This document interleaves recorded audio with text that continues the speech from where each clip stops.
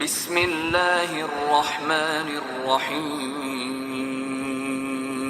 وإن خفتم ألا تقسطوا في اليتامى فانكحوا ما طاب لكم من النساء